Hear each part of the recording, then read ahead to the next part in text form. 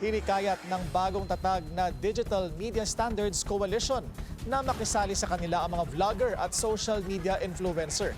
Ito raw kasi ang isa sa mga nakikitang hakbang para masawata ang fake news. Narito ang agenda report ni Sandro Ochona.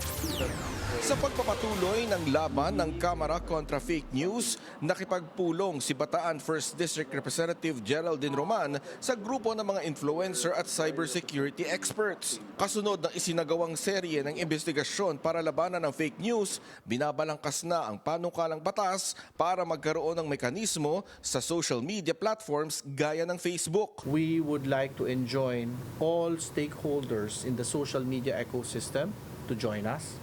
So we are doing that at the soonest possible time. This coalition will be the body that will be recognized in the draft bill as the private sector sounding board in recommending the steps towards what we want, which is to be able to prevent the spread of fake news. Magsusumite ng Code of Ethics ang Digital Media Standards Coalition na target na kilalanin ng lilikhaing batas na tumayo tulad ng KBP sa radyo at TV broadcasters.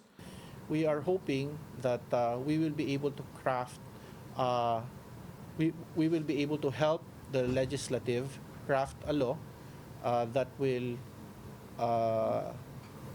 prevent the proliferation of fake news in all aspects in the Philippines.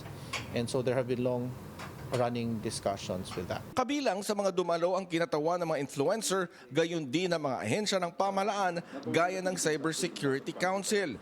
Kabilang sa lalamanin ng panukala ang verification ng bawat account sa mga social media platform. In the bill that I am crafting, requirement for social medias to verify social media accounts so that a name, there is a name behind every social media account.